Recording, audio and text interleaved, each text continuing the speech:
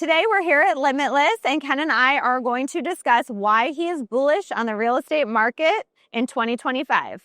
How many of you think real estate is overpriced right now? So Ken, what's your take? Well, I think it's a big category, right? Are you talking about condos or office buildings or multifamily or industrial or storage or land, so there's just so many things. But I think generally, I think the price of single family housing is kind of high. It's come down a little bit, but it's really, as you guys saw earlier, it's above the 1 year, 12 months, it's higher. Although I don't know where that'll go. But if you start to take a look at some of the commercial stuff, I think it's the values are down a lot. They're down 20, 30, 40%, depending on where, in a lot of markets. Yeah, and that's kind of the space that you work in, and you guys are finding some really good deals right now. Well, we're finding a lot of bad deals too. Yes, we are finding, but it's hard to find good deals. There's a lot of bad deals. So I'll tell you, we looked at a deal in Dallas, actually. Now I forgot we're here, but it's like 250 units. And the broker sent it to me. He said that the first line was the lender will take $14 million for this 250 unit building. I'm like, okay, that kind of got my eye. And then started reading more, and the loan was $25 million. So basically the lender is taking an $11 million haircut, but also don't forget about the equity, right? The equity's gone. So the equity's long gone. The lender's now taking this $11 million hit. And I passed, because, so you would think those numbers, that would be an incredible deal. But why didn't I buy it? I didn't buy it because the location sucked. It was a rough area. It was 35% occupied. They had an insurance claim that the guys, they took the insurance money and didn't fix, so there's all these problems, right?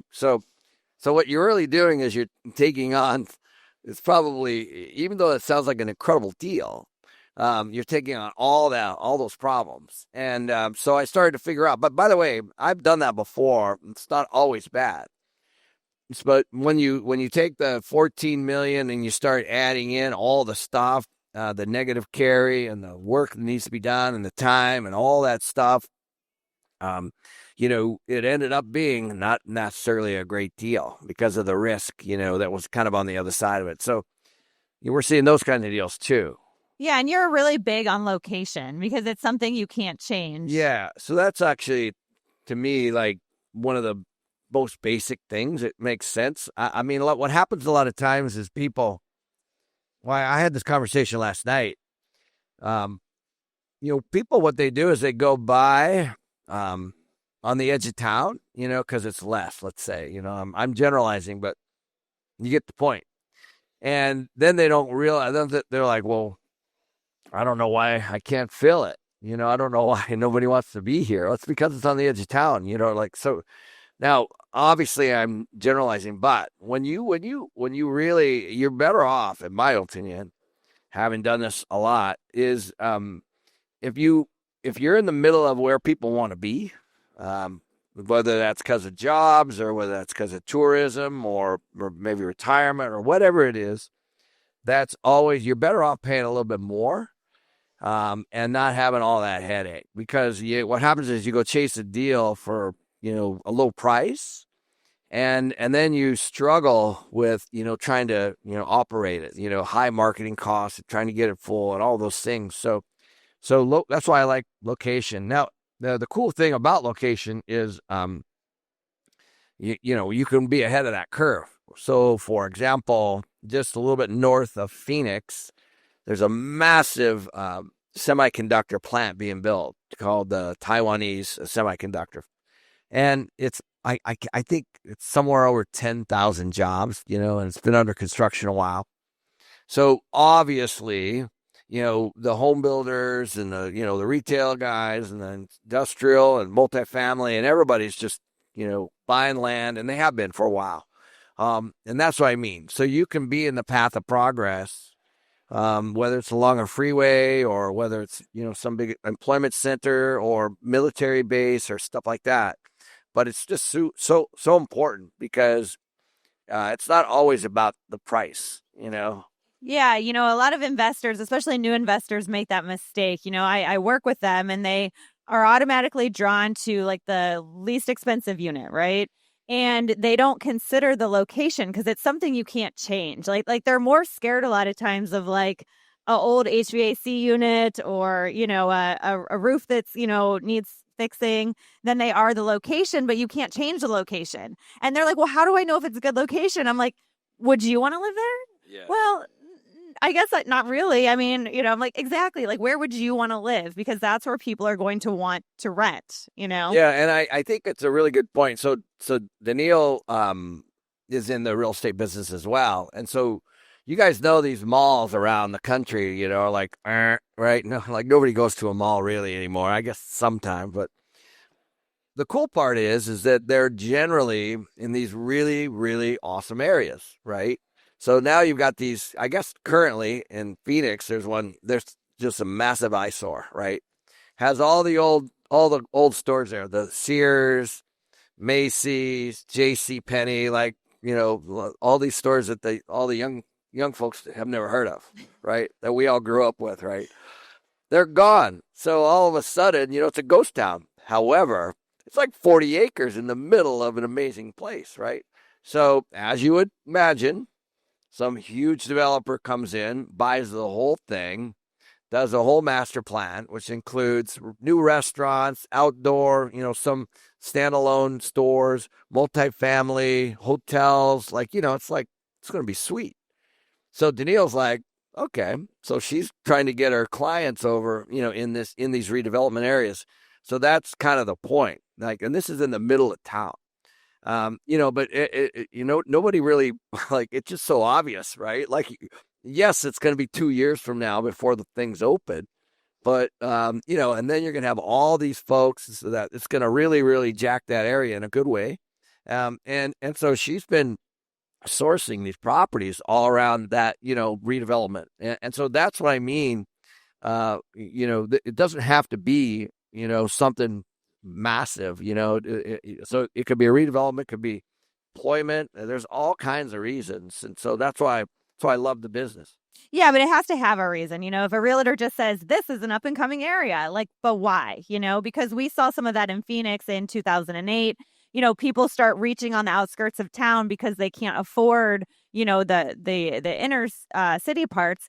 And then when everything collapses, there's nothing to sustain those up and coming areas that didn't have jobs or development or anything else and just had residential housing. So you do have to be careful in, just because somebody says it's up and coming, you need to do your research on why it's up and coming. Yeah, and I've made mistakes on doing this too. Like I was well, luckily, when I was managing, one I actually bought, but the one I was managing was this is a long time ago. This will date me, but there's in Washington State it was called the Hanford Nuclear Plant, and it was in West Richland, which is an area called the Tri-Cities.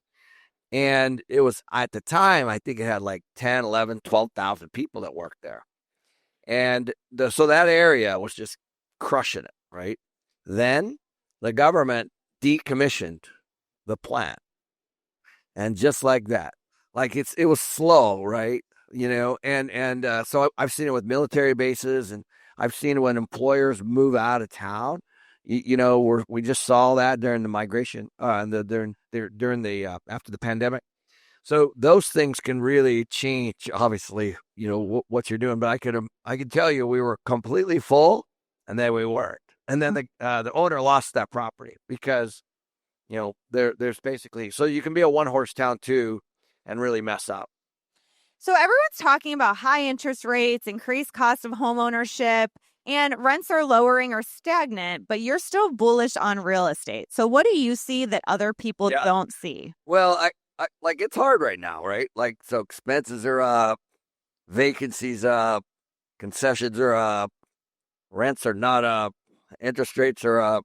I mean, like, so the point is like, if you can cash flow today, I mean cash flow. I don't mean like speculation. I'm not trying to buy and then, hope that it goes up. But if you can cash flow today with all of that stuff, if the market is projecting forward, in a positive way, so that's why we're looking. So we're finding all kinds of stuff. So, you know, I always say there's like stress and then there's distress. They're very different. And right now people are trying to hang on as much as they can. Obviously, you would, like everybody who nobody wants to lose anything. But at some point, you got to cut the cord, right? Like you're like, well, I think everybody was kind of hanging on these interest rates going down this year. Well, that hasn't happened, and it certainly doesn't look like Powell's going to change his stance anytime soon. Maybe a little bit here and there, but him and Trump are pretty much going at it. And so maybe a quarter, maybe a half. I don't know. Maybe like between now and next May when he's out of there, but. I think so. So anyway, I think people are kind of seeing the writing on the wall, and so I think what we're trying to do is we're trying to brace for interest rates kind of stand where they are for the next 18 months. Now, that's probably the right way to look at things. So if you're conservatively underwriting something and you're fixing your debt and it cash flows today, now what you've done is you hedge the up, right? You're okay. But you can refinance going down. So, and I did this in 10, 11, 12, 13, if you guys look at the rates, rates were going down. So Ross and I, my partner, we were in these 6 and 7% deals, and then there were 5, and then there were 4, and then they were in the 3s, and we're like, holy moly. So we kept just refinancing and cashing out on all these assets. It was phenomenal. So you always have that option, but if it's based on that, then that's a mistake. Like you can't base it on rates going down and the market really changing. So the fundamentals with all the stuff that's going on today, if the fundamentals work today, they'll work tomorrow. They'll work the next day. They'll work the next day. They'll work the next day, and then and hopefully the market kind of changes. And by the way, there's lots of ways to try to get ahead of that too. Then of course that's when you start to pull the levers. You start to do the things that you can do, and but with today, when there's blood in the streets, and you can buy these assets today and they cash flow. Just make sure they cash flow. That's the key. Like you don't want to be feeding anything.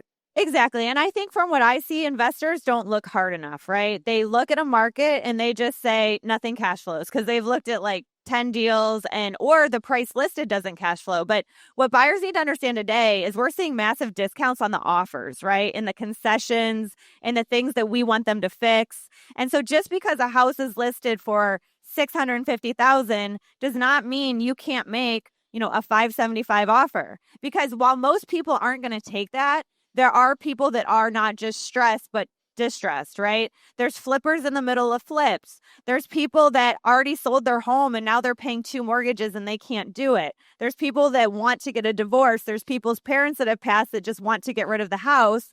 And if the house is sitting, they just want to sell it. So you might have to make 100 offers, right? But when somebody takes your offer that works, and you should know the number that works, right? You should go in knowing this deal would cash flow if it was priced at $575, because you can't change the interest rate on your offer, but you can change the price. And then if they don't take it, you move on. But as an investor, this is the time where there's opportunities, but you have to be dedicated and you have to be consistent and you have to keep trying. And we are seeing numbers and deals that are accepted that are working. Yeah, I think on the single family side, it's kind of an exciting time because, you guys all know, it's been such a seller's market for so long. And so the only thing that's happening is these realtors that went out and got their licenses and, were flipping houses and all that stuff. That was when it was really easy, and that's all that happened. And so now it's just, and it's not correcting. It's not like we crashing, right? It's just like going back to what it probably should be, which is, I think the average days on market is 53 days, which is that's actually not that bad, from a seller standpoint. But it's just way, way worse than it was. So when you start to read these news things, be careful, because they're like, you know, vacancies doubled, or homes are crashing or whatever. Like, it's not true.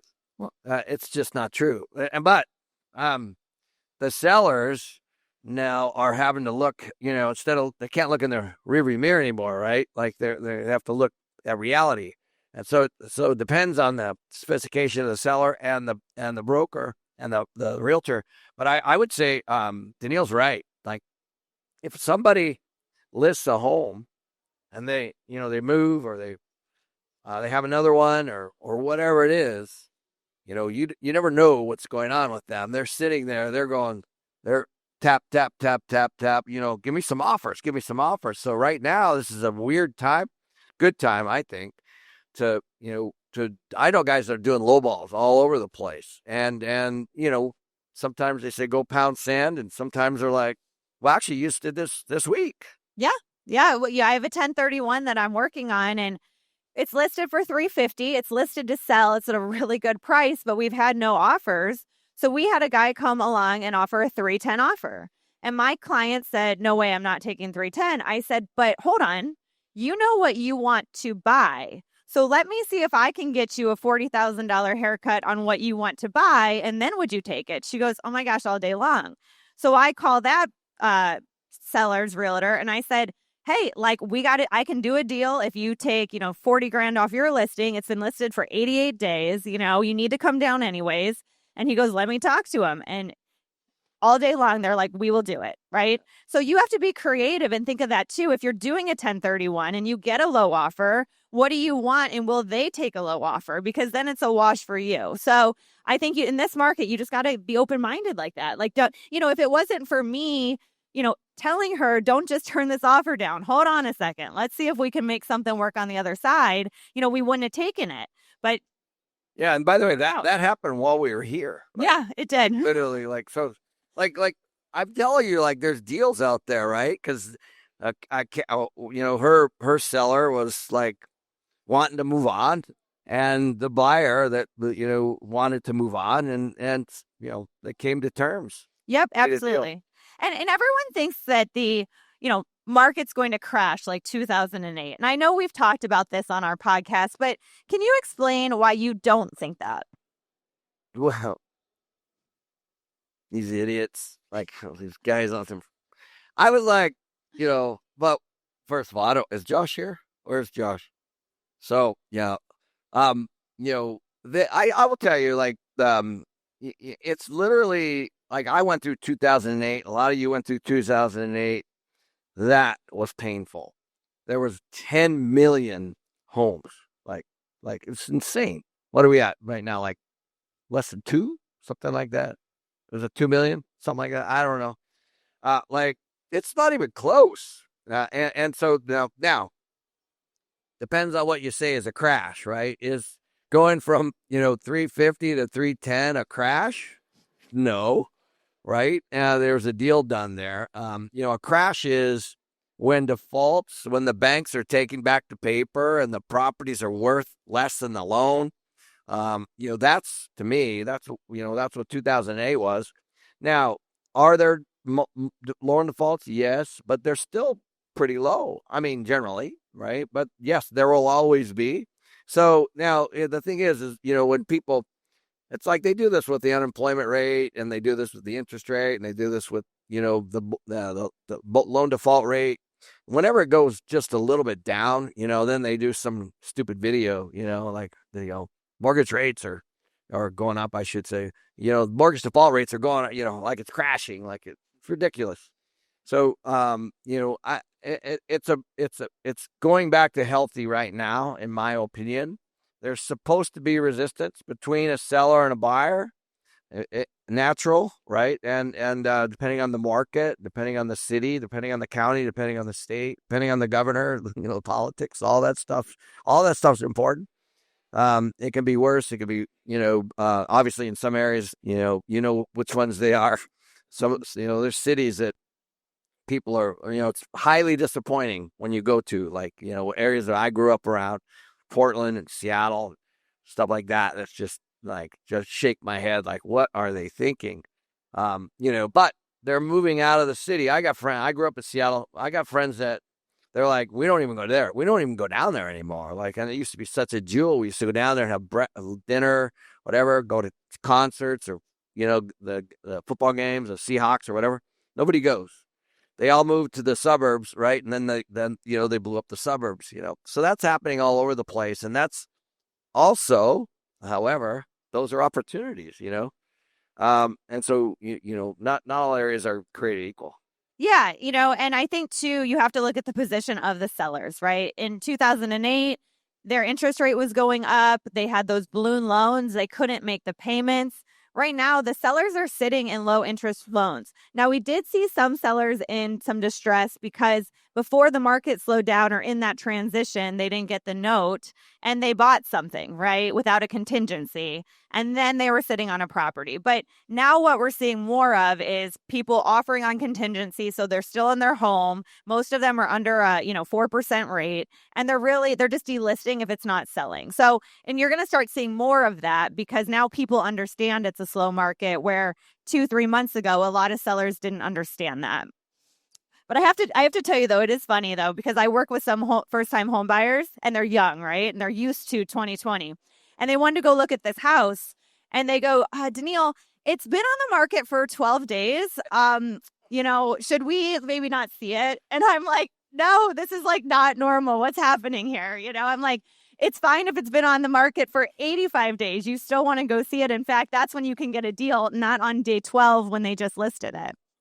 I know. Like, you guys, like, it's so obvious to me, right? Like, I remember when Danille, we should tell this story.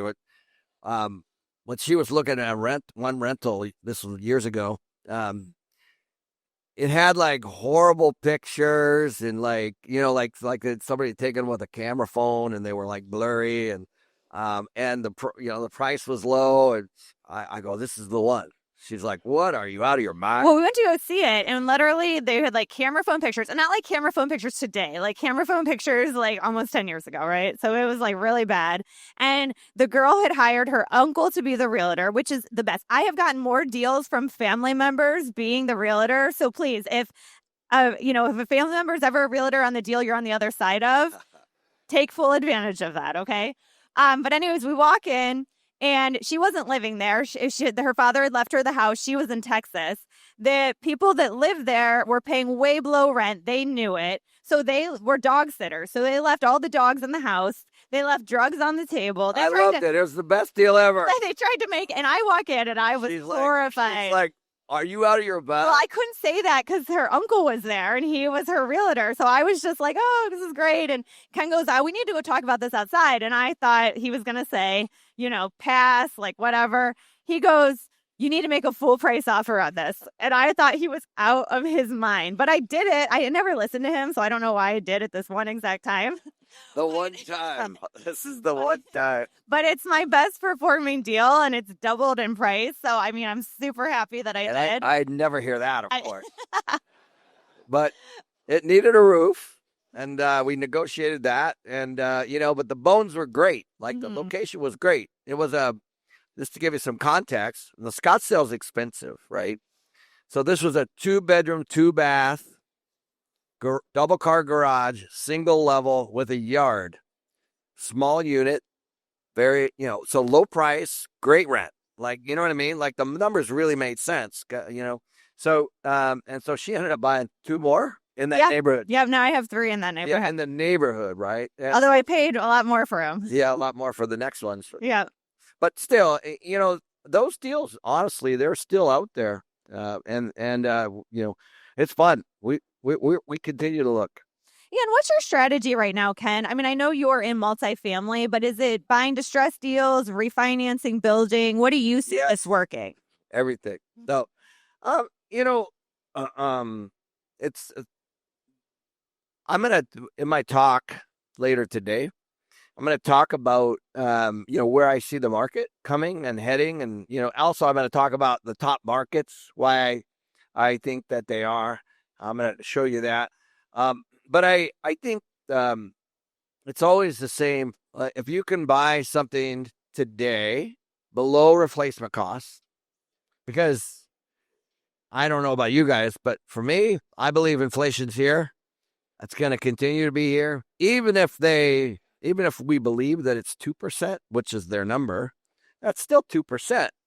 Like 2% over 10 years is 20%. Like that means that even if you buy net today, if they hit 2%, you're going to have an inflated value of 20%, even though I think it's going to be more than that. And I do think there's a lot of people that think it's significantly higher than 2%.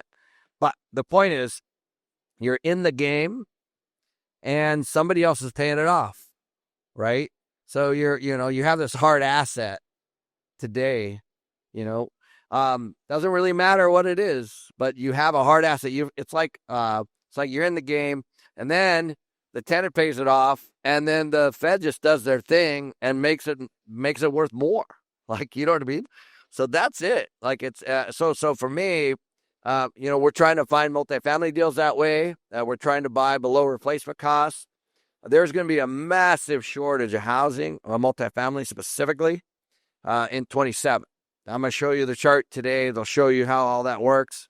But it makes a lot of sense because as when interest rates went up, but a couple of years ago, people pulled back. Like when you're building a house or you're building apartments and the rates go up to 8 or 9% for construction, you pull back. You're like, I'm going to wait. I'm going to see. Now, not everyone did that. And some people are still crushing it, but it really, really pulled back the supply of housing. And so that's all making its way. So the stuff you see today, the cranes and all that stuff, they got started a couple of years ago. When the rates were lower. And so that creates distress, right? It creates, if you start building something that's 4%, 5%, let's say, construction debt, and today it's 9%, that's a problem. That means that, that loan that you got is a lot more expensive. And, and there's no cash flow on construction. Don't forget. So, so you start to see these deals. Like, I'm like, oh, this is great. Like, because the person on the other side of that has that construction debt is sweating bullets. They're like, we need to finish this project. We need to sell it. So that's all happening right now.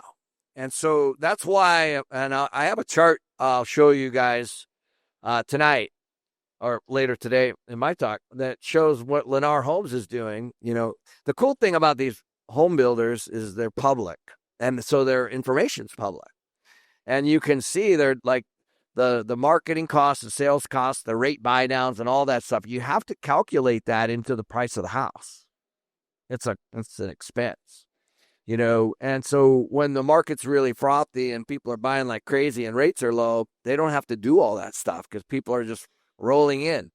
So all of that's starting to make its way down the pipe right now, and so we're building, we're starting construction on some stuff because it's going to open into 2027.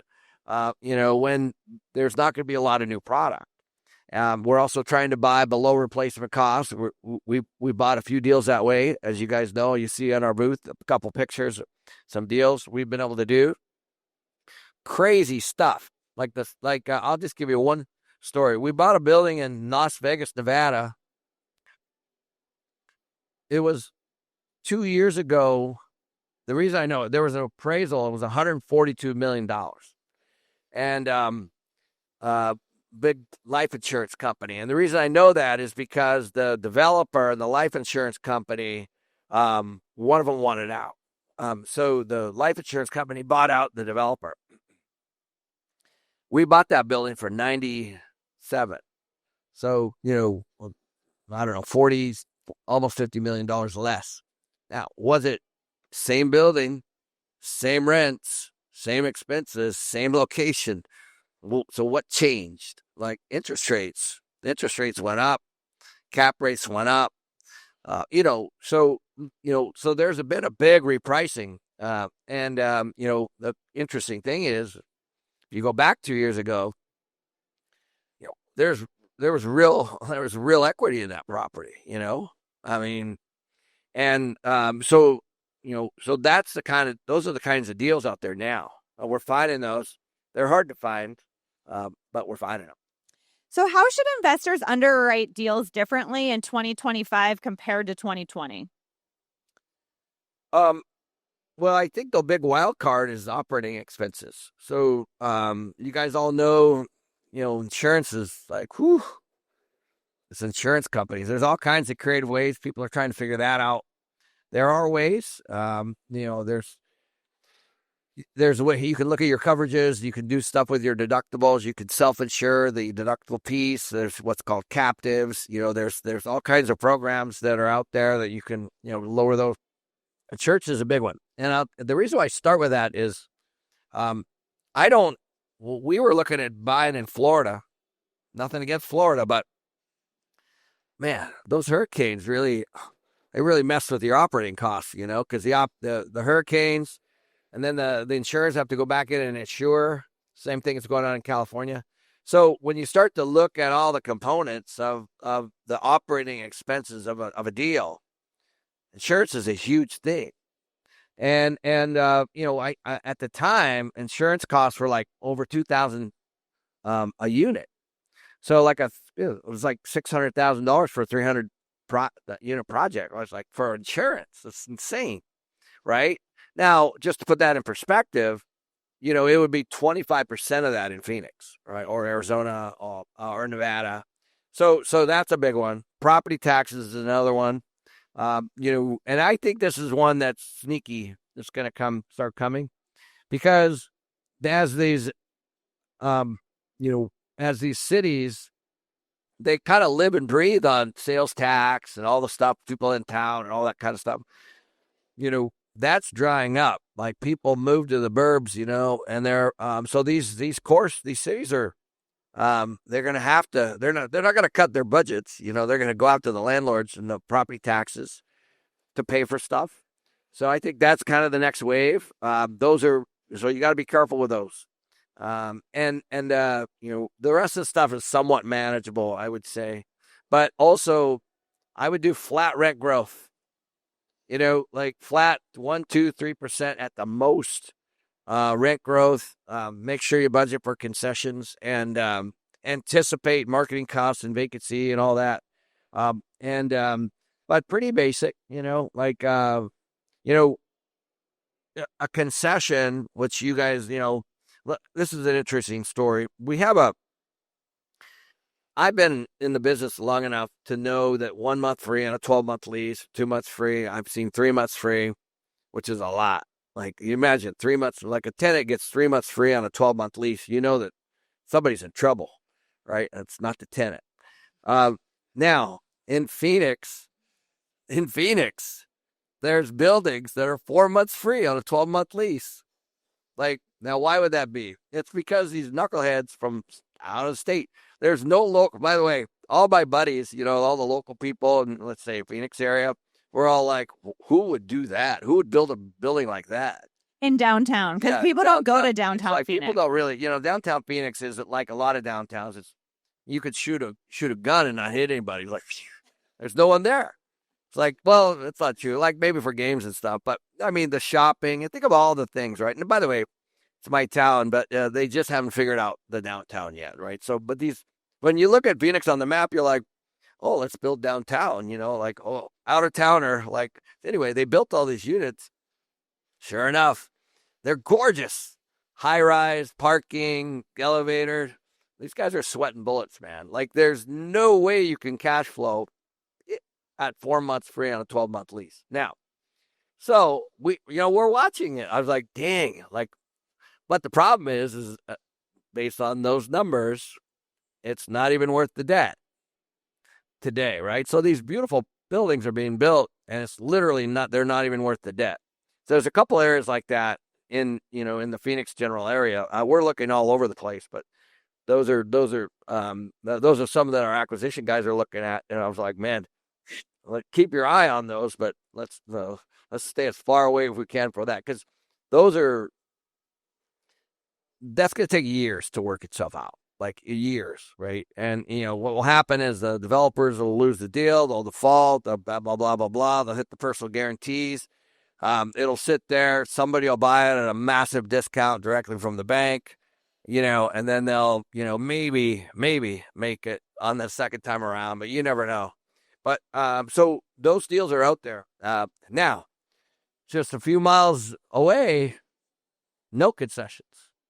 I mean, so, when you look at a market, a cluster of a lot of units in an area can disrupt the market, right? And if the only thing that fixes it are people that want to rent, like if they're not, if they don't like the area, they're not, you're going to stay vacant for a long time. But, areas like Tempe or Scottsdale or Chandler, as an example, they're, very different, very different. So, that's why I love this real estate so much, because you can literally go from area to area and find massive distress and a very different vibe, just even in the same market. So you've been through multiple market cycles, and not everybody here has. And some people haven't even been through 2008, or maybe they weren't even investing then. So how is this market cycle the same, and how is it different? Yeah. Well, so I'll tell you what happened in 2008. Like all those people that could fog a mirror and buy a house, they became renters, right? That's it. So that's how different it was. So like, it didn't matter, but I remember I went to Target, and I was, and the checkout girl, like, she's like, "Hey, I'm going to buy some real estate." And I was like, "It's over." Like, like, oh my gosh. Like, so I'm like, that's when and so I was like, whew. And they were lending to anybody, and so now, why is that important? It's important because they were going after renters, right? That's what they were doing, or people, first-time home buyers. Nothing wrong with that, by the way. But you know what happened after that. So that's what happened in '08. And so why did multifamily and apartments, go like this? It's those people. Those people went, "Oh, I was a homeowner. Now I'm not. I'm going over here." And it put all this pressure on the rental side. So that's what happened. This is very different today. And what's different today is that these homeowners have a lot of equity in their home. So it's very different.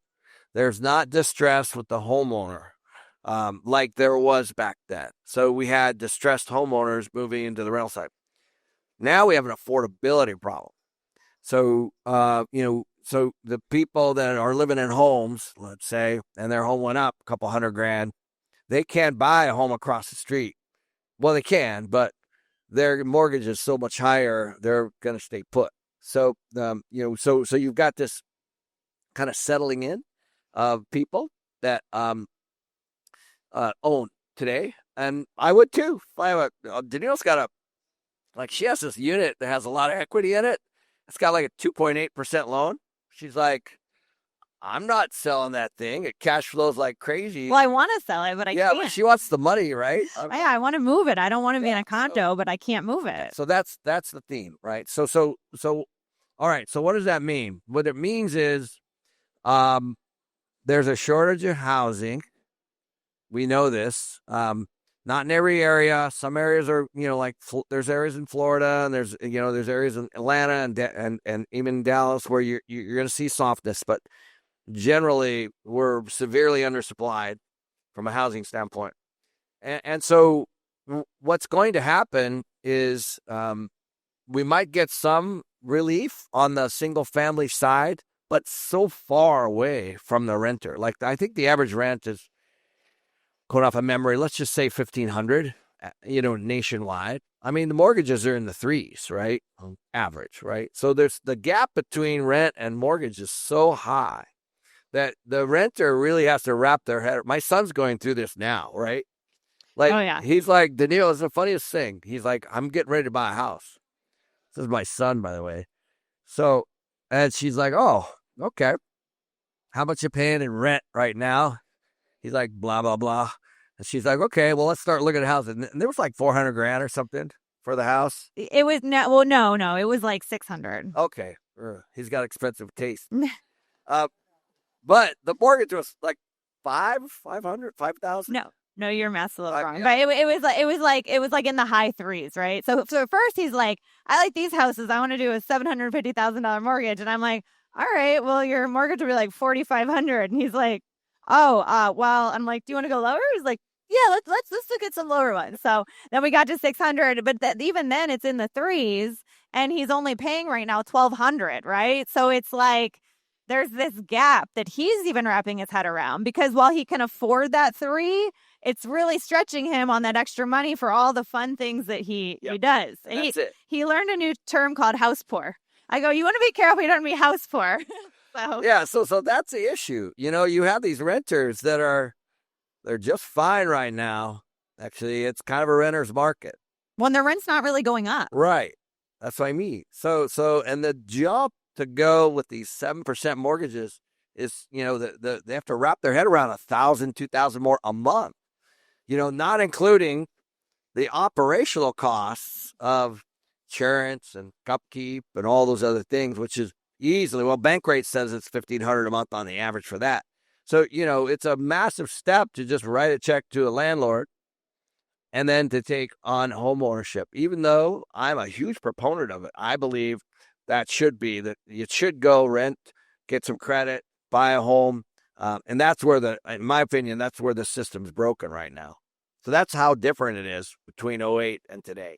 Yeah, and we keep seeing the inventory pile up, and I think that's a lot of where these YouTube videos come in, like high inventory, just like in 2008, and now prices have to come crashing down. But, Ken and I were talking, there can be a high inventory, low transaction market, right? Because if your sellers aren't distressed and they don't have to sell, they can just let it sit out there. Like, what's the harm in letting it sit out there and see what happens, see what offers you get?